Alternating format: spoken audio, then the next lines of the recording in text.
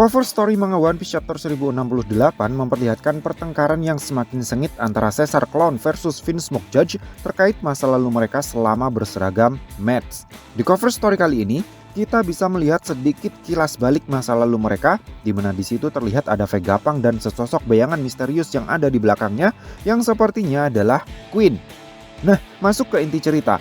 Rob Lucci meminta penjelasan kepada Vegapunk Pythagoras tentang insiden menghilangnya beberapa kapal Cyberpol di perairan di sekitaran Egghead Island.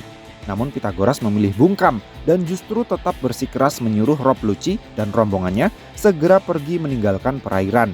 Mendengar jawaban Pythagoras yang tidak menyenangkan, Rob Lucci kemudian menyuruh seluruh krunya bersiap meninggalkan kapal. Dia kemudian memanggil Seraphim Kuma dengan panggilan Beer untuk menggunakan kekuatan buah iblis Nikyu no Mi miliknya untuk mengirim seluruh kru termasuk dirinya sendiri mendarat di Egghead Island. Keputusan Rob Lucci ini benar-benar sangat tepat sekali karena begitu semuanya mendarat dengan selamat di Egghead Island, kapal yang mereka tumpangi dihancurkan oleh para Mecha Beast. Di Kamabaka Queendom, Bartholomew Kuma yang asli juga menggunakan kekuatan Nikyu no Mi untuk menteleportasikan dirinya sendiri ke suatu tempat yang masih belum diketahui. Kembali ke Egghead Island. Vegapunk bercerita kepada Luffy, Jinbe, dan Chopper tentang mimpinya untuk menciptakan sebuah sumber energi gratis bagi semua orang di seluruh dunia, sehingga peperangan yang dipicu perebutan ladang minyak tidak perlu sampai terjadi lagi. Vegapunk pikir dia bisa merasakan keberadaan sumber energi tersebut di alam bebas.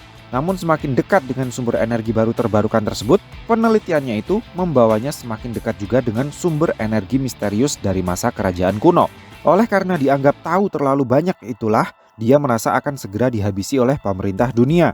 Itulah kenapa Vegapunk meminta Luffy untuk membawanya kabur dari Egghead Island. Dengan alasan bentuk kepala Vegapunk yang terlihat sangat lucu, Luffy pun setuju untuk membantunya kabur. Vegapunk tentu sangat senang mendengarnya. Dia lalu mengatakan akan segera berkemas terlebih dahulu. Sebelum menghilang dengan semacam teknologi teleportasi, Vegapunk bilang kepada Luffy untuk bertemu dengannya lagi di laboratorium di atas awan. Dan jangan lupa membawa Jewelry Bonney bersama dengan mereka. Sementara itu di luar, semua agen CP0 yang sudah tiba di pulau mulai bertempur menghadapi sistem keamanan laboratoriumnya Vegapunk. Nami dan kelompoknya terlihat hanya mengamati melalui CCTV di ruang monitor. Vegapunk Shaka kemudian memberi perintah untuk melepaskan S-Snake alias Seraphim Buah Hengkok, S-Hawk alias Seraphim Dracul Mihawk, dan S-Shark alias Seraphim Jinbe untuk kemudian memberikan kendali penuh atas ketiganya kepada Sentomaru. Dalam adegan ini kita bisa melihat sosok Sentomaru, tetapi apakah dia juga berada di Egghead Island atau tidak masih belum dikonfirmasi. Nah, para agen CP0 yang sudah berhasil masuk ke dalam laboratorium terlihat mulai berpencar. Stacy ternyata sudah hafal seluk-beluk laboratoriumnya Vegapunk itu secara detail. Dia bilang dia seperti sedang bernostalgia. Meskipun begitu, dia sama sekali tidak memperingatkan Kaku ketika rekan sesama agen CP0-nya itu berlari menuju ke lorong yang penuh dengan jebakan laser.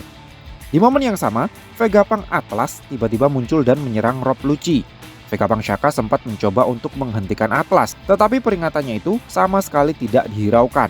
Alhasil, Atlas babak belur dihajar oleh asasin nomor satunya pemerintah dunia itu.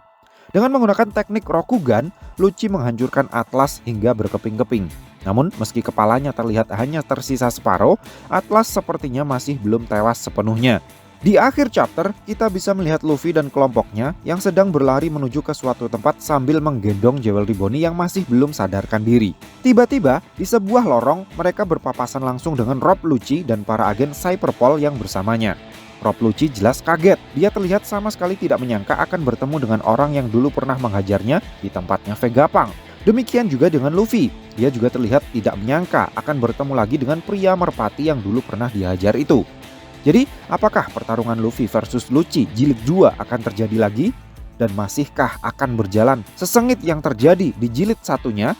Kabar baiknya, kita hanya perlu menunggu seminggu lagi untuk bisa mengetahuinya karena minggu depan manga One Piece tidak libur. So, piye menurutmu cah?